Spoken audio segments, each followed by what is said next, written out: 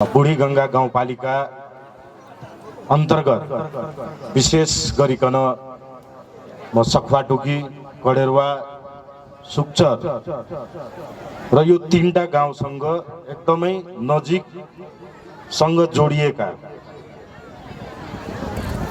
गाउँवासीहरूलाई म बधाई दिन चाहन्छु।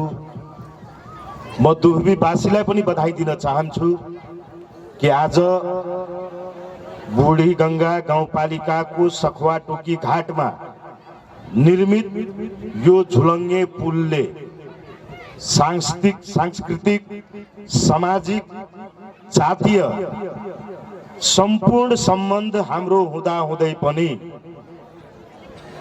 व्यावसायिक सम्बन्ध त्यति बलियोसँग गाँस्न सकिरहेको थिएन, किनभने आवत जावतको ठूलो समस्या थियो। आज माननीय लालबाबु पण्डितजीको विशेष पहलबाट त्यो समस्या सदाको लागि समाप्त भएको छ। म दुहबीवासी र बुढी गंगावासीलाई म धन्यवाद दिन चाहन्छु, शुभकामना दिन चाहन्छु र धन्यवाद दिन चाहन्छु मान्य सांसद तथा पूर्व मन्त्री लालबाबु पण्डितज्यूलाई।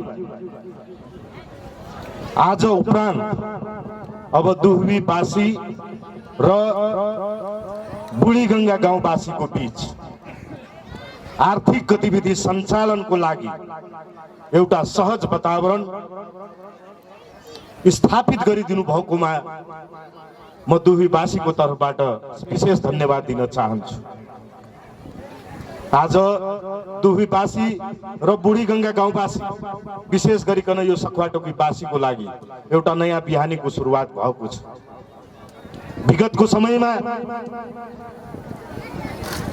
विशेष गरिकन दुहबीसँग एउटा अनुपम नाता गाँसिएको कारणले गर्दाखेरि, चाहे आर्थिक पक्षमा होस्, सामाजिक पक्षमा होस्, नातागोताको पक्षमा होस्, भाषीय पक्षमा होस्, जातीय पक्षमा होस्, दुहबी बिना सखुवाटोकी वासीलाई नबन्ने अनि सखुवाटोकीको जनताको योगदान बिना दुहबीवासीको समृद्धि अधुरो रहने।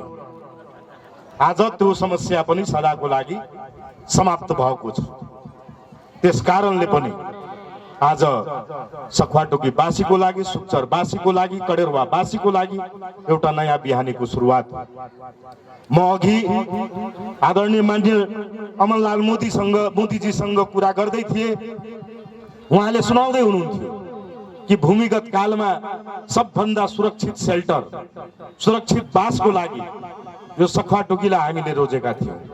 मैले भने ओभियसली स्वाभाविक रूपमा त्यो हो नै, किनभनेदेखि पश्चिमपट्टि बुढी नदी, पूर्वपट्टि बाटो नभएको एउटा टापु जस्तो अवस्थित यो गाउँ। हामी कल्पना गरौँ, वास्तवमा हिजोको सखुवाटोकी र आजको सखुवाटोकी को बीचमा तुलनै गर्न सकिँदैन। हिजो सखुवाटोकी वासी जुत्ता पेन्ट सुट लगाएर यदि दुहबी जानु पर्थ्यो भने त्यो घुमेर जानु पर्थ्यो। यसरी त्यो के अरे तपाईँको पोठिया हुँदै जानु पर्थ्यो।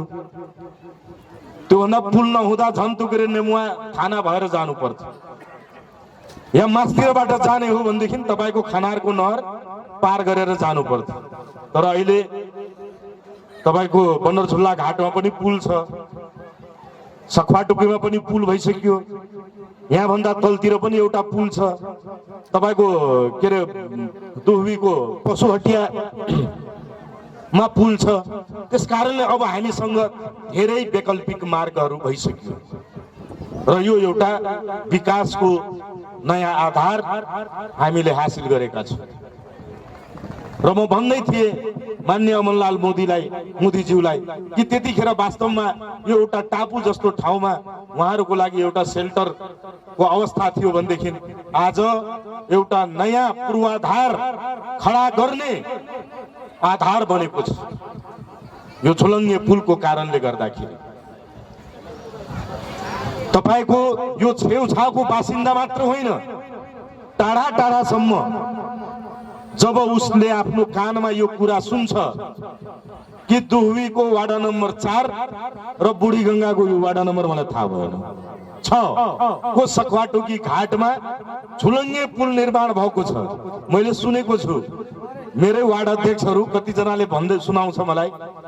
अब व्यस्त हुन्छ वार्ड अध्यक्षहरू, म भन्दा पनि मेयर र अध्यक्ष भन्दा पनि वार्ड अध्यक्षहरू बढी व्यस्त हुन्छ, किनभने घर झगडामा पनि भ्याउनु पर्छ। कमसेकम हामीलाई त्यति अलिकति वार्ड अध्यक्षहरूले त्यो चाहिँ त्यो आराम दिएको छ, घर झगडामा पुग्नु पर्दैन।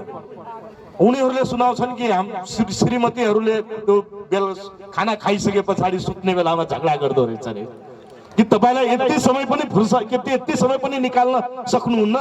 मान्छे कहाँ त्यो धनकुट्टाको मूल घाट अनि कहाँ कहाँ गएर श्रीमतीलाई लिएर मूल घाटमा यसो फोटो खिचाउँदै सेल्फी लिँदै फेसबुकमा पोस्ट गर्छ। अनि हाम्रै पीठ पछाडि माननीय लालबाबु पण्डितज्यूले 250 मिटरको झुलङ्गे पुल बनाइदिनु भएको छ। फेसबुकमा हेर्दा कहाँ कहाँको मान्छेले सेल्फी खिच्दै फोटो खिच्दै फेसबुकमा पोस्ट गरिरहेको हुन्छ। अनि यही हाम्रो दुबईमै भएको यो पुलमा 5 मिनट तपाईसँग समय छैन? कृपया हामीलाई पनि लगिदिनुस्, बुढाबुढी गएर त्यहाँ सेल्फी खिचौला, रमाइलो गरौँला, गाना गाउँला र छेउमै भएको पानीपुरीको पसलमा पानीपुरी र पानी खाएर घर फर्क्यौँला। वास्तवमा यो अवसर, यो एउटा नयाँ बिहानी हो, यो एउटा नयाँ आर्थिक क्रान्तिको सुरुवात हो। म अस्ति काठमाडौँमा मान्य लालबाबु पण्डितजीलाई भेट्दै गर्दाखेरि उहाँले मलाई भन्नुभयो कि एउटा पिकनिक स्पोटको त्यहाँ कन्सेप्ट ल्याउनु पर्यो। मैले इमिडिएटली मान्यजीलाई आश्वस्त नभनौँ, म सानो मान्छे हो, वचन दिए त्यो काम म गर्छु। दुबई नगरपालिकाको लागि त्यो काम गर्नलाई कुनै बाधा अडचन छैन। यता पनि हाम्रो बुढी गंगाको गाउँपालिकाको अध्यक्ष उपाध्यक्षज्यूलाई पनि अडचन छैन होला, मैले त्यस्तो बुझेको छु। पारीपट्टि हाम्रो तपाईको 2 बिघा दुबई नगरपालिकाकै नाममा छ। मैले त्यहाँ नयाँ शहर विस्तार गर्नुपर्छ भनेर कन्सेप्ट ल्याएकै हो। 3D म्यापिङ गरेर त्यसको भिडियो बनाएर नगरवासीहरूलाई भेला गरेर त्यो भिजुअल देखाएकै हो। तर बाढीको बेलामा ओभरफ्लोको कारणले गर्दा, आवत जावतमा कुनै सुविधा नभएको कारणले गर्दा मान्छे हिचकिचाउँदै थियो। मैले त्यतिखेर त्यो जमिन सित्तैमा दिएर पनि नयाँ बस्ती बनाऊ भन्ने सोचेका थिए, तर अब सित्तैमा दिन्न।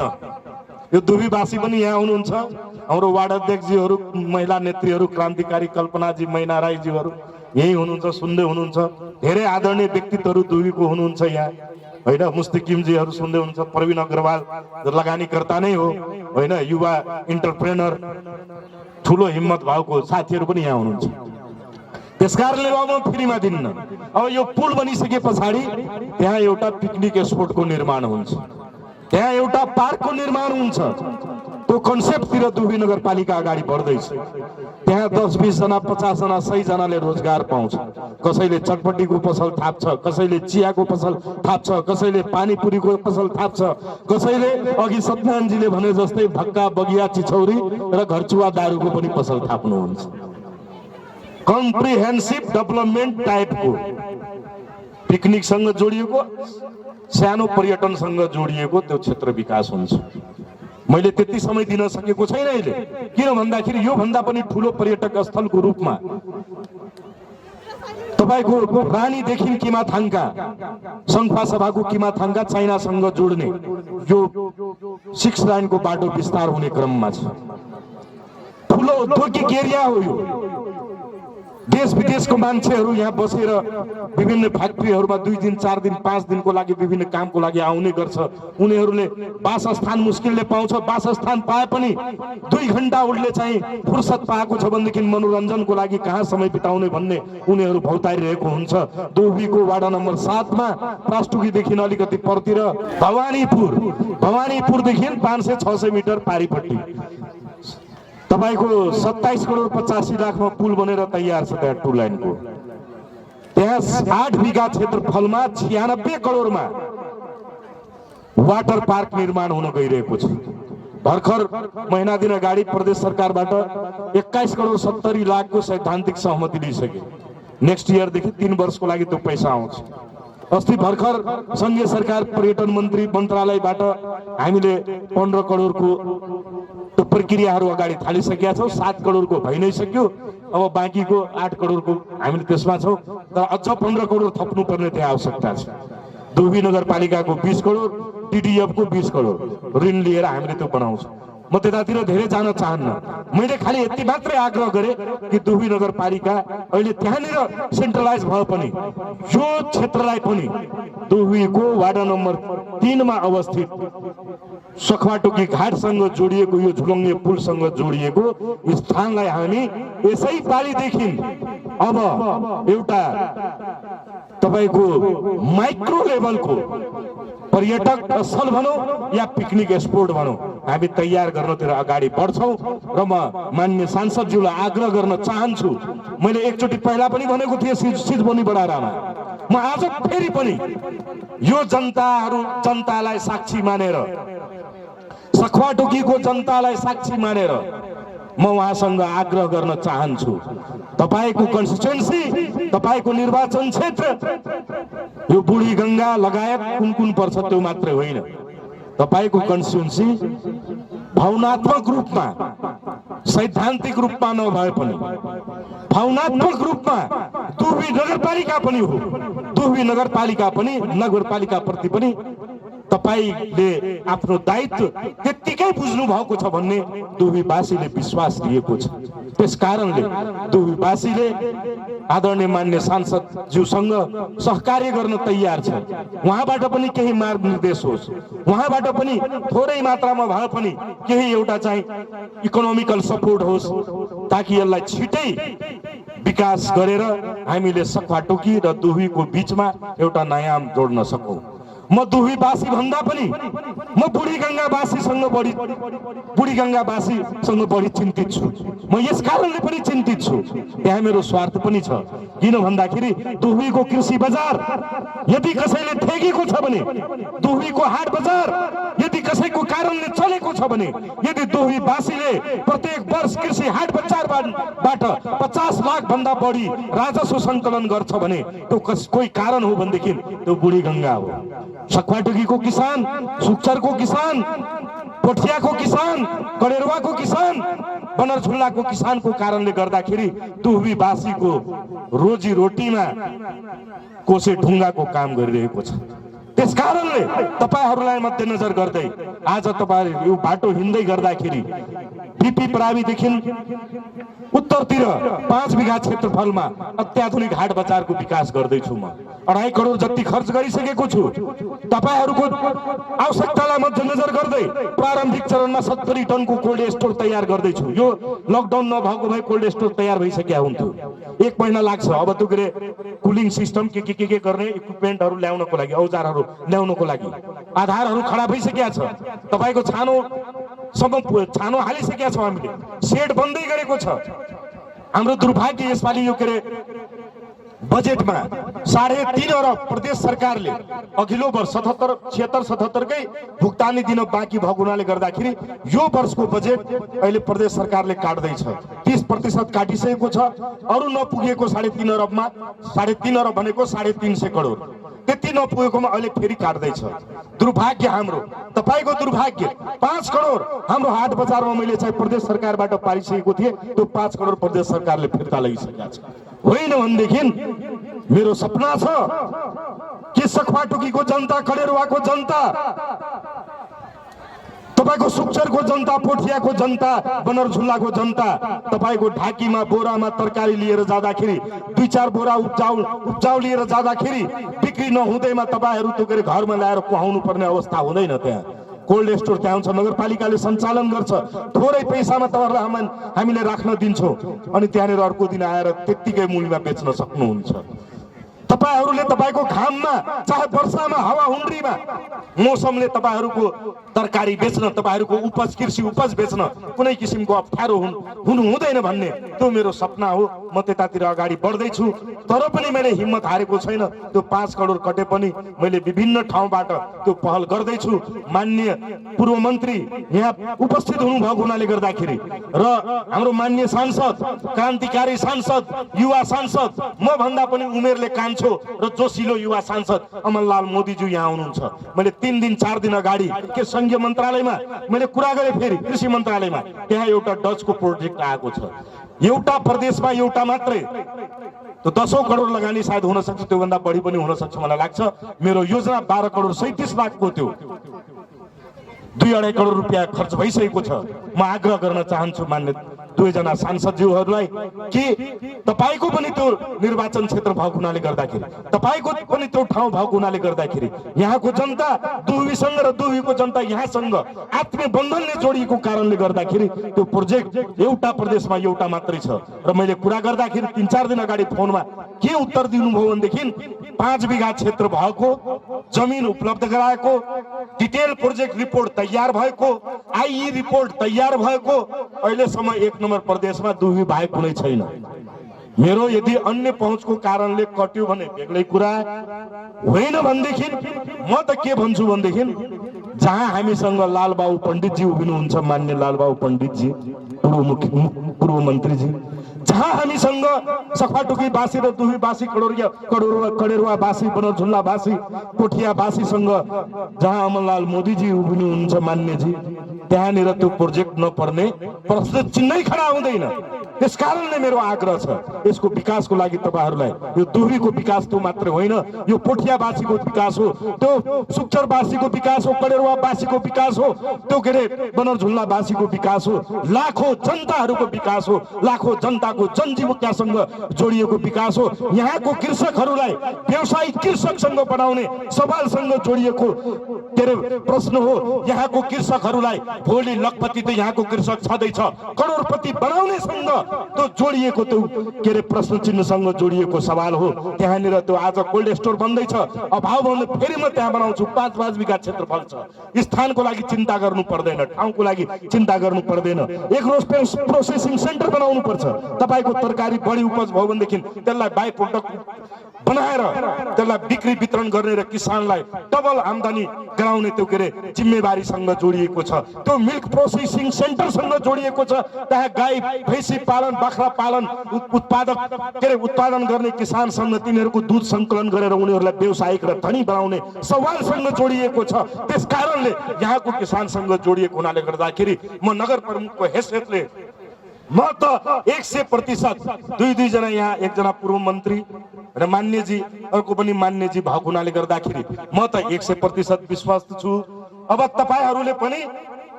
100% 100% यसलाई सफल पार्नको लागि तपाईहरुको पनि जोर चाहिन्छ।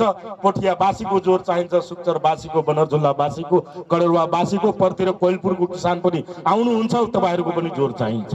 यति मेरो आग्रह हो, हृदयदेखि नै आग्रह हो। र अन्तिम मेरो के आग्रह छ भनेदेखि यहाँदेखि यो पुलदेखि अलि दक्षिणतिर अहिले कोभिडको समस्या छ, कोरोनाको महामारी।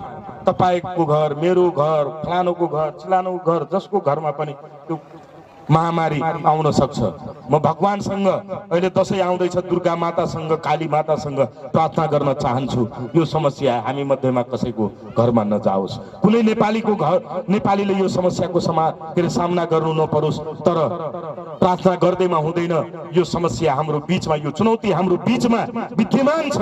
त्यसकारणले यसको सामना गर्दा गर्दै कुनै दिन कुनै नेपाली दाजुभाइ, कसैको छोरा, कसैको छोरी, कसैको आमा, कसैको बुवा, कसैको भाइ, कसैको बहिनी, कसैको काका, कसैको काकी, कसैको हजुरबुवा, कसैको हजुरआमा मृत्युवरण पनि गर्न सक्ने अवस्था आउँछ।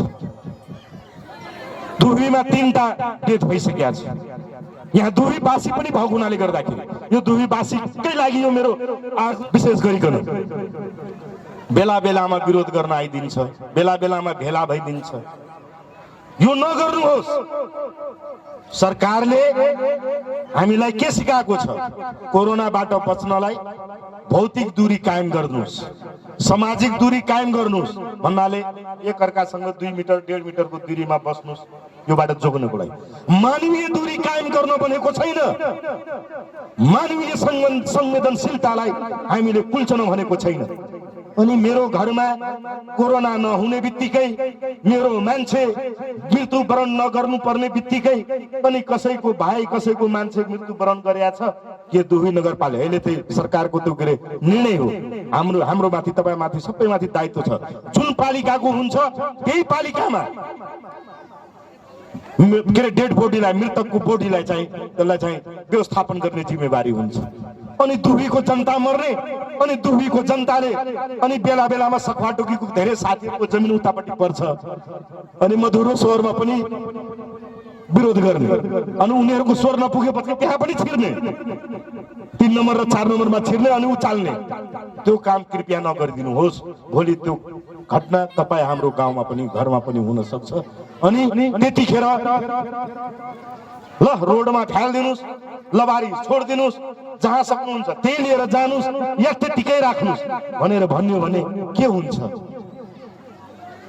त्यसकारणले मेरो विनम्रतापूर्वक हात जोडेर म आग्रह गर्न चाहन्छु, कुनै पनि साथीले, कुनै पनि दुहीवासीले अब उपरान्त त्यस्तो किसिमको नकारात्मक स्वर नउठाउनुहोस्। हामी कोरोनासँग मिलेर लड्नुपर्छ, हामी कोरोनासँग सजगता भएर लड्नुपर्छ, हामी कोरोनासँग एकबद्ध भएर लड्नुपर्छ। अनि मात्र हामीले कोरोनालाई परास्त गर्न सक्छौँ, अनि मात्र हामीले कोरोना माथि विजय प्राप्त गर्न सक्छौँ। यही एकताको साथ हामी अगाडि बढौँ र बुढी गङ्गा र दुही नगरपालिका अब यो झुलन्ने पुल जो नमुनाको रूपमा यहाँ निर्माण भएको छ, अब लालबाबु पण्डितज्यूले, मान्य लालबाबु पण्डितज्यूले जुन सपना बोक्नु भएको थियो, जुन सपना बोक्नु भएको छ, त्यो सपनालाई साकार पार्ने जिम्मेवारी त्यो ठाउँमा म पनि छु, हाम्रो टेकजी पनि हुनुहुन्छ, बालचन्दजी पनि हुनुहुन्छ, सँगसँगै दुहवी र बुढी गङ्गाको हामी सम्पूर्ण जनता पनि छौँ। त्यस कारणले म मेरो दुहवी नगरपालिकाको तर्फबाट, जनताको तर्फबाट, मेरो तर्फबाट म मान्यज्यूलाई म विश्वास पार्न चाहन्छु, म विश्वास दिलाउन चाहन्छु। तपाईँको जुन सपना थियो यो भेगको जनतालाई दुहवीसँग जोड्ने, दुहवीको जनतालाई बुढी गङ्गासँग जोड्ने र आर्थिक गतिविधिलाई बढावा गर्ने र एउटा नयाँ रिक्रिएसन सेन्टर, नयाँ पिकनिक स्पोटको रूपमा, नयाँ एउटा सानै भए पनि तपाईको पर्यटक स्थलको रूपमा, लोकल पर्यटक स्थलको रूपमा यसलाई विकास गर्ने जुन तपाईको सपना छ त्यसलाई हामी त्यतिकै खेर जान दिदैनौँ। तपाईको यो सपना हामी साकार पार्छौँ र दुहवीवासी र बुढी गङ्गावासीलाई अझ बढी आत्मीय ढङ्गले, मजबुत ढङ्गले जोड्ने दिशातिर हामी अगाडि बढ्नेछौँ। यिनै शुभकामनाको साथ र सम्पूर्ण यो के बुढी गङ्गावासीलाई म हार्दिक बधाई दिँदै र मान्य पूर्व मन्त्री आदरणीय लालबाबु पण्डितज्यूलाई हार्दिक धन्यवाद दिँदै मेरो भनाइ यही अन्त गर्दछु। धन्यवाद, नमस्कार।